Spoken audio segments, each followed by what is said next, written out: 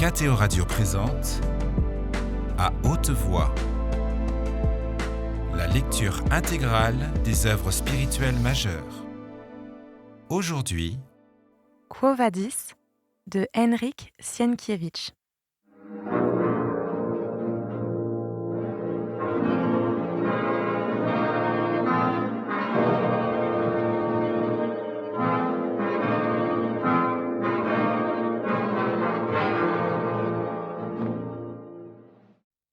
Ligie regrettait Pomponia Graecina, qu'elle aimait de toute son âme. Elle regrettait aussi toute la maison d'Éolus, et pourtant, il n'y avait plus de désespoir en elle. Elle éprouvait même une certaine douceur à la pensée qu'elle sacrifiait à sa vérité son bien-être, son confort, et qu'elle se condamnait à une vie errante et mal connue.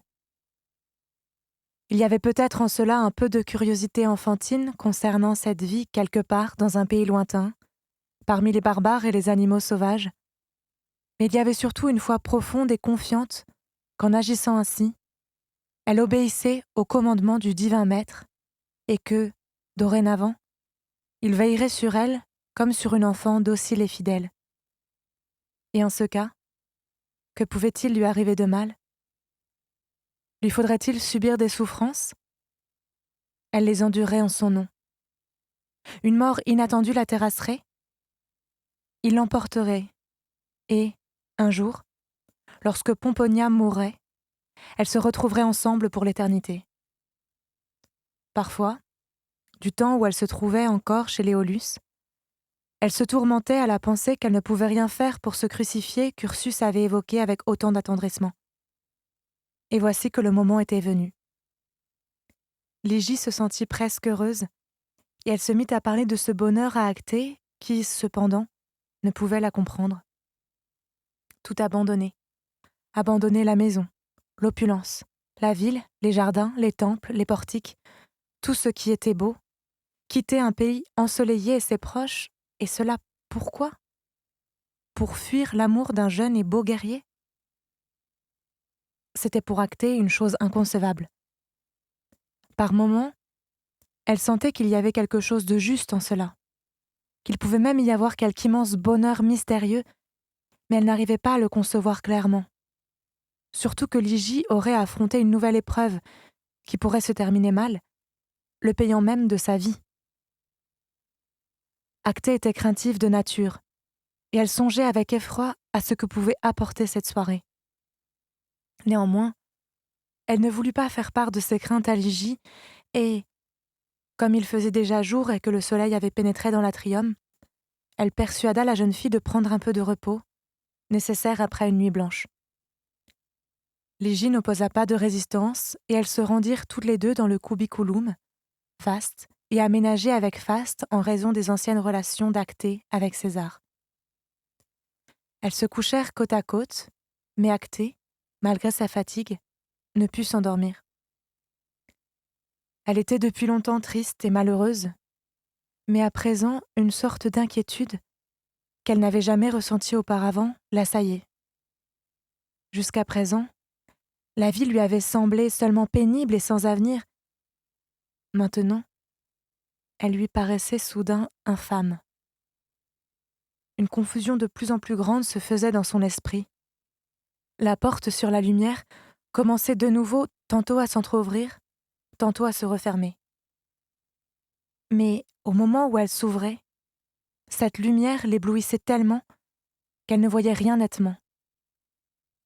Elle devinait plutôt qu'il résidait dans cette clarté un bonheur tout simplement sans bornes, auprès duquel tout autre n'était rien, au point que si, par exemple, César répudiait Popée et s'éprenait de nouveau d'elle, Actée, ce serait, cela aussi, vanité. Soudain, il lui vint à l'idée que ce César, qu'elle aimait et qu'elle considérait malgré elle comme un demi-dieu, était aussi misérable que n'importe quel esclave. Et ce palais à colonnades de marbre de Numidie ne valait pas mieux qu'un tas de pierres. Finalement, toutes ces pensées dont elle ne savait prendre conscience commencèrent à la fatiguer. Elle désira s'endormir, mais, En proie à l'inquiétude, elle ne put fermer l'œil. Pensant que Ligie, sur laquelle pesaient tant de menaces et d'incertitudes, ne dormait pas non plus, elle se tourna vers elle afin de lui parler de sa fuite dans la soirée. Or, Ligie dormait paisiblement. Quelques rayons lumineux dans lesquels tourbillonnait une poussière dorée s'engouffraient à travers les rideaux mal tirés dans le cubiculum obscur. Dans leur lumière, Acté vit le fin visage de Ligie, reposant sur son bras nu, ses yeux clos et sa bouche légèrement entr'ouverte. Elle respirait régulièrement, comme on respire dans le sommeil. Elle dort. Elle peut dormir, pensa Acté. C'est encore une enfant. Au bout d'un instant, elle rumina sa constatation que cet enfant préférait tout de même fuir que de devenir la maîtresse de Vinicius, qu'elle préférait la misère à la honte, l'errance à la somptueuse maison des Carines, aux parures, aux bijoux, aux festins, au son des luttes et des cithars. Pourquoi ? Elle se mit à dévisager Ligie, comme si elle voulait trouver une réponse sur son visage endormi.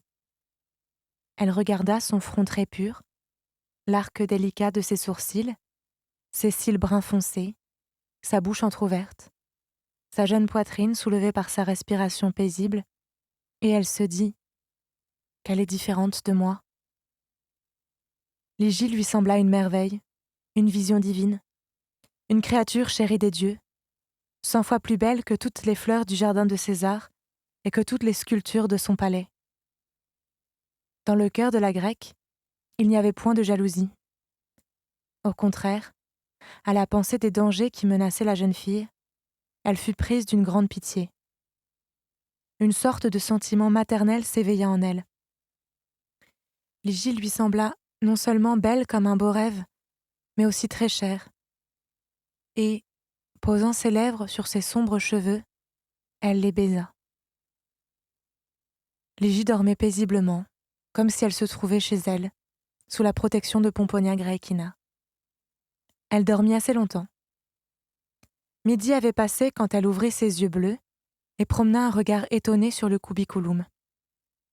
Elle était visiblement surprise de constater qu'elle n'était pas à la maison, chez Léolus. « C'est toi, Acté ?» demanda-t-elle enfin en apercevant dans l'obscurité le visage de sa compagne. « C'est bien moi, Ligie. »« Est-ce déjà le soir ?»« Non, petite, mais il est plus de midi. »« Ursus n'est toujours pas rentré ?» Ursus n'a pas dit qu'il allait revenir, mais seulement que ce soir, il allait avec des chrétiens guetter la litière. Ah oui, c'est vrai. Cela dit, elles quittèrent le cubiculum et se rendirent au bain où Acté, après avoir baigné Ligie, l'emmena prendre le petit déjeuner, puis se promener dans les jardins du palais où aucune rencontre dangereuse n'était à craindre, car César et ses familiers dormaient encore. Ligie voyait pour la première fois ces splendides jardins plantés de cyprès, de pins, de chênes, d'oliviers et de myrtes, parmi lesquels se profilait tout un peuple de blanches statues, où miroitaient des mares, où des bosquets entiers de rosiers s'épanouissaient, aspergés d'eau pulvérisée jaillissant des fontaines, où l'entrée de grottes enchanteresses était tapissée de lierres ou de rameaux de vigne, où sur les plans d'eau glissaient des cygnes argentés, tandis que parmi les statues et les arbres gambadaient des gazelles apprivoisées ramenées des déserts d'Afrique, et voletaient des oiseaux multicolores rapportés de tous les pays connus du monde.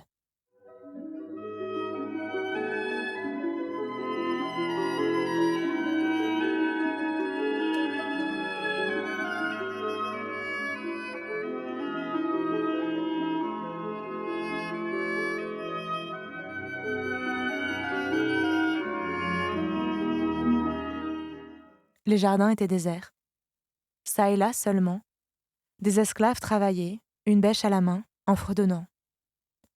D'autres, auxquels on avait donné un moment de répit, étaient assis au bord des pièces d'eau ou à l'ombre des chênes, dans les lueurs tremblantes des rayons du soleil filtrés à travers le feuillage. D'autres, enfin, arrosaient les rosiers et les fleurs mauve pâle du safran. Acté et Ligie marchèrent assez longtemps, contemplant toutes les merveilles des jardins, et, bien que Ligie eût l'esprit préoccupé par d'autres pensées, elle avait encore trop de candeur pour ne pas céder à la curiosité et ne pas admirer. Elle se mit même à penser que si César eût été bon, il eût pu être très heureux dans un tel palais et dans de tels jardins. Enfin, quelque peu fatiguée, elles s'assirent sur un banc presque entièrement caché parmi les cyprès et se mirent à parler de ce qui leur tenait le plus à cœur, à savoir la fuite de Ligie le soir même. Acté était, de beaucoup, moins sûr que Ligie du succès de cette évasion.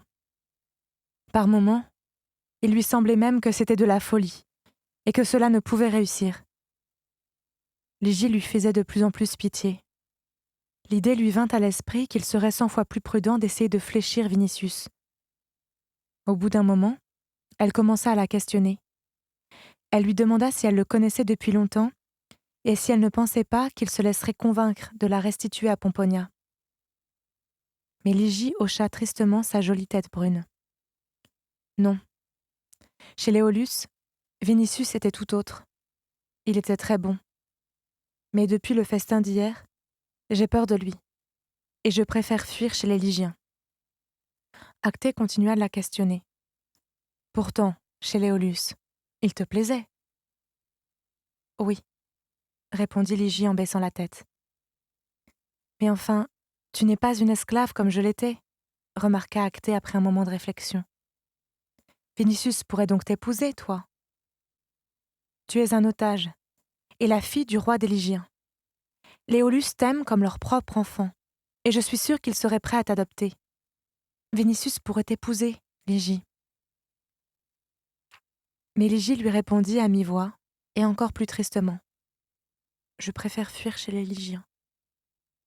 Ligie, veux-tu que j'aille de ce pas chez Vinicius, que je le réveille s'il dort, que je lui dise ce que je te dis en ce moment? Oui, ma chérie. J'irai chez Vinicius et je lui dirai « Vinicius, c'est une fille de roi, et l'enfant chéri de l'illustre Aulus.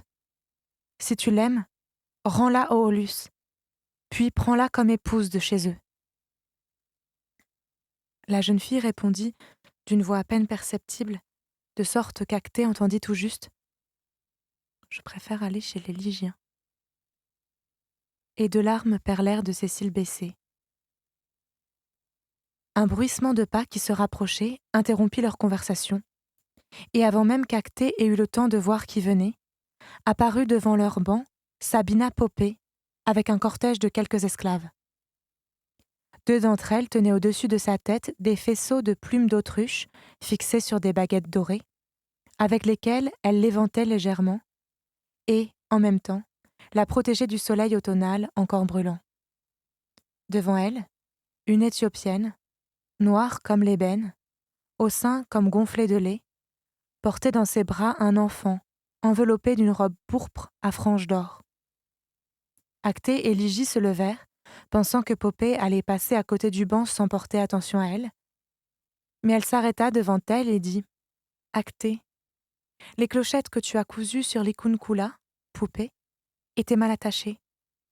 La petite en a arraché une et l'a portée à sa bouche. Heureusement que l'élite l'a vue à temps. »« Pardonne-moi, divine, » répondit Acté en croisant ses mains sur sa poitrine et en s'inclinant. Mais Popée commença à dévisager Ligie. « Qu'est-ce que c'est que cette esclave ?» demanda-t-elle au bout d'un moment. « Ce n'est pas une esclave, divine Augusta. C'est la pupille de Pomponia Graecina et la fille du roi des Lygiens donnée par celui-ci comme otage à Rome. Et elle est venue te voir ? » ?»« Non, Augusta. Elle habite au palais depuis avant-hier. » »« Elle a hier assisté au festin ? » ?»« Elle y a été, Augusta. »« Sur l'ordre de qui ? » ?»« Sur l'ordre de César. »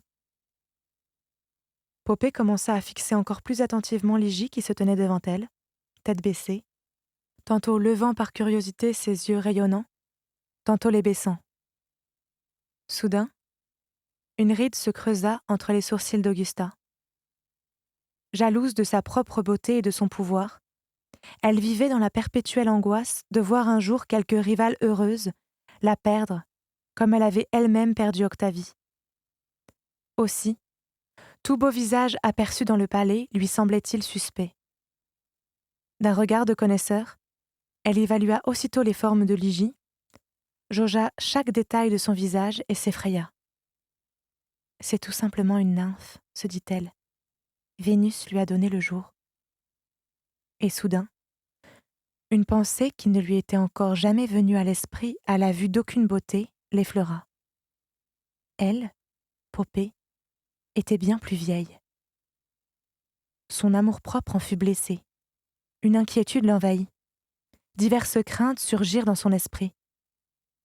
Néron ne l'a peut-être pas vue ou, en la regardant à travers son émeraude, ne l'a-t-il pas jugée à sa juste valeur? Mais qu'arrivera-t-il s'il la rencontre en plein jour, si merveilleuse au soleil? Au surplus, ce n'est pas une esclave, mais une fille de roi. De barbare, il est vrai, mais fille de roi quand même. Dieux immortels. Elle est aussi belle que moi, mais plus jeune. Et la ride entre ses sourcils s'approfondit encore, tandis que ses yeux brillèrent sous ses cils dorés d'un éclat glacial. Se tournant vers Ligie, elle commença à la questionner en apparence, avec calme.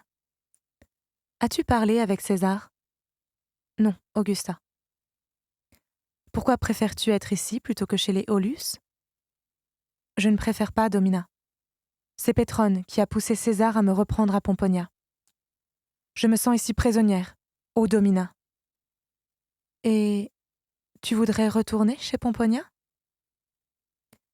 Popée avait formulé la dernière question d'une voix plus douce et plus amène, éveillant soudain dans le cœur de Ligie un peu d'espoir. « Domina, » lui dit-elle en tendant les mains vers elle, « César a promis de me livrer comme esclave à Vinicius, mais toi, intercède en ma faveur et rends-moi à Pomponia. » Ainsi Pétrone a poussé César à te reprendre à Aulus et à te remettre à Vinicius. Oui, Domina. Vinicius doit aujourd'hui même envoyer me chercher. Mais toi, si bonne, aie pitié de moi. Ayant dit cela, elle s'inclina et, ayant saisi le bord de la robe de Popée, elle attendit le cœur battant que celle-ci lui parlât. Popée la regarda un instant, le visage éclairé d'un méchant sourire, puis elle lui dit « Alors, je te promets que tu seras aujourd'hui même l'esclave de Vinicius. » Et elle s'éloigna comme une vision, belle mais mauvaise. Aux oreilles de Ligie et Actée parvint seulement le cri de l'enfant qui, sans qu'on ne sût pourquoi, s'était mise à pleurer. Les yeux de Ligie s'emplirent eux aussi de larmes, mais au bout d'un moment, elle prit la main d'Actée et lui dit « Rentrons. Il ne faut attendre d'aide que d'où elle peut venir. » Elles revinrent dans l'atrium, qu'elles ne quittèrent plus jusqu'au soir. Lorsque l'obscurité se fit et que les esclaves eurent apporté des candélabres à 4 branches à haute flamme, elles étaient toutes les deux très pâles. Elles menaient une conversation à bâton rompu et tendaient l'oreille pour entendre si quelqu'un venait. Ligie répétait sans cesse que, bien qu'il lui fût pénible de quitter Actée, elle préférerait, vu qu'Ursus devait déjà attendre dans l'obscurité, que tout se passât aujourd'hui. L'émotion l'oppressait. Actée prit fiévreusement tous les bijoux qu'elle trouva sous la main et les enroula dans un pan du péplum de Ligie, l'adjurant de ne pas refuser ce don, qui lui serait utile dans sa fuite. Un silence pesant régnait, leur donnant des illusions de bruit. Il leur sembla à toutes les deux qu'elles entendaient soit un chuchotement derrière la portière, soit les pleurs au loin d'un enfant, soit l'aboiement des chiens.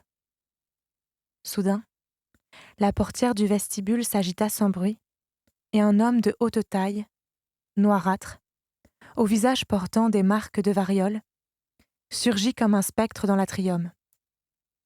Ligie reconnut aussitôt Atacinus, un affranchi de Vinicius, qui venait chez les Aulus. Actée poussa un cri, mais Atacinus s'inclina très bas et dit « Salutations à la divine Ligie de la part de Marcus Vinicius, qui l'attend avec un festin dans sa maison, décorée de verdure. » Les lèvres de la jeune fille devinrent tout à fait blêmes. « J'y vais, » dit-elle. Et, en adieu, Elle noua ses bras autour du cou d'Acté.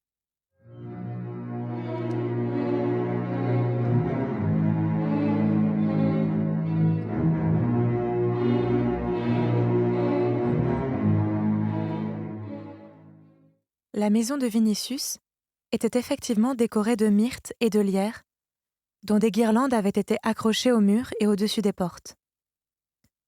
Sur les colonnes se déroulaient des rameaux de vigne. Dans l'atrium, au-dessus de l'ouverture duquel on avait, pour se protéger de la fraîcheur nocturne, tendu un drap pourpre, il faisait clair comme en plein jour. Des candélabres à 8 et 12 branches, en forme de vases, d'arbres, d'animaux, d'oiseaux ou de statues, supportaient des lampes où brûlait une huile odorante. Ces ouvrages de maîtres célèbres, sculptés dans l'albâtre, le marbre, en cuivre doré de Corinthe, s'il n'en était pas aussi somptueux que le fameux candélabre du temple d'Apollon dont se servait Néron, n'en était pas moins d'une grande beauté.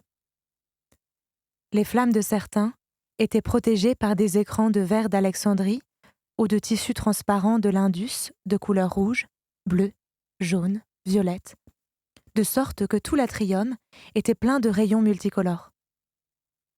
Partout se répandait un parfum de nard, auquel Vinicius était habitué et auquel il avait pris goût en Orient.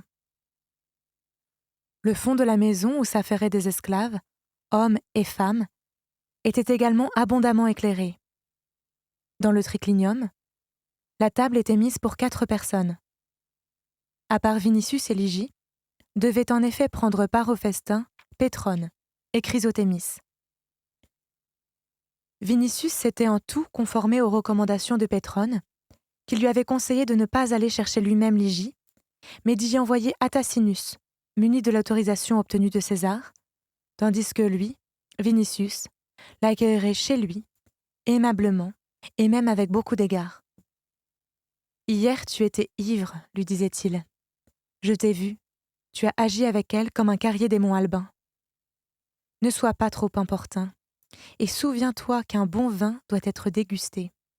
Sache aussi que s'il est doux de désirer, il est plus doux encore d'être désiré. » Chrysothémis avait à ce sujet son propre point de vue, quelque peu différent, mais Pétrone, qu'il appelait sa Vestale et sa Colombe, se mit à lui expliquer la différence qu'il devait y avoir entre un habile cocher de cirque et un jeune garçon qui monte pour la première fois dans un quadrige.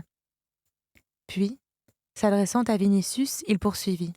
« Gagne sa confiance, aiguez-la, sois magnanime. Je ne voudrais pas assister à un festin triste.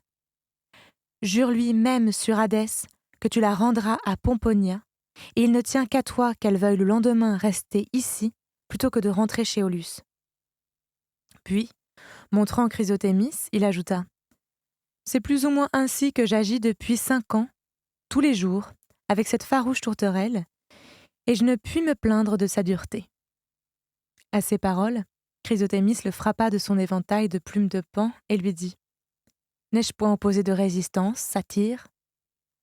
Par considération pour mon prédécesseur, n'étais-tu pas à mes pieds pour emparer les orteils de bague ?» Chrysothémis jeta involontairement un coup d'œil à ses pieds aux orteils. Je reprends. Chrysothémis jeta involontairement un coup d'œil à ses pieds, aux orteils desquels scintillaient réellement des bijoux, et Je reprends. Et tous les deux s'esclaffèrent. Vinicius, quant à lui, n'écoutait pas leur bisbille. Son cœur battait précipitamment sous la robe à ramages de prêtre syriaque qu'il avait arborée pour l'accueil de Ligie. Il devrait déjà avoir quitté le palais, dit-il comme se parlant à lui-même. Il devrait, concéda Pétrone. En attendant, je pourrais peut-être te parler des prophéties d'Apollonios de Tyane, ou encore te raconter cette histoire de Rufinus, que je ne t'ai pas terminée pour je ne sais plus quelle raison. Mais aussi bien Apollonios de Tyane que l'histoire de Rufinus n'intéressait guère Vicenius. Sa pensée était auprès de Ligie.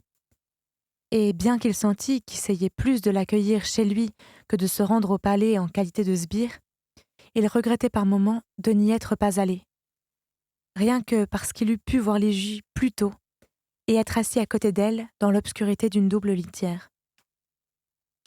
Cependant, Les esclaves avaient apporté des trépieds ornés de têtes de bélier et des bassines en bronze remplies de charbon, sur lesquelles ils se mirent à répandre des brins de myrrhe et de nard. « Ils tournent déjà dans la direction des Carines », observa de nouveau Vinicius. « Il n'arrivera pas à se contenir, courra au-devant d'eux, et ce qui serait fort possible, les croisera sans les voir », s'exclama Chrysothémis. Vinicius sourit machinalement et rétorqua : « Détrompez-vous, j'endurerai l'attente. » Pourtant, ses narines se mirent à frémir. Il commença à haleter. Voyons cela. Pétrone haussa les épaules. Pas philosophe pour un sesterce, dit-il. Et je ne ferai jamais un homme de ce fils de Mars. Vinicius ne l'entendit même pas. Ils sont déjà aux Carines. Ceux auxquels il pensait avaient effectivement tourné dans la direction des Carines. Des esclaves appelés lampadarii marchaient devant, d'autres appelés pédisequii des deux côtés de la litière. Atacinus, en revanche, se trouvait juste derrière, veillant sur le cortège. Ils avançaient lentement, car dans la ville sans lumière, les torches des lampadarii éclairaient mal le chemin. De surcroît, les rues dans les parages du palais étaient désertes. C'était à peine si, çà et là, quelqu'un passait avec une lanterne. Mais plus loin, une animation extraordinaire régnait. De presque chaque ruelle surgissaient des gens par groupe de 3 ou 4 hommes, tous sans torches, tous en sombres manteaux. Certains se joignaient au cortège se mêlant aux esclaves, d'autres, en groupes plus nombreux, s'implantaient devant.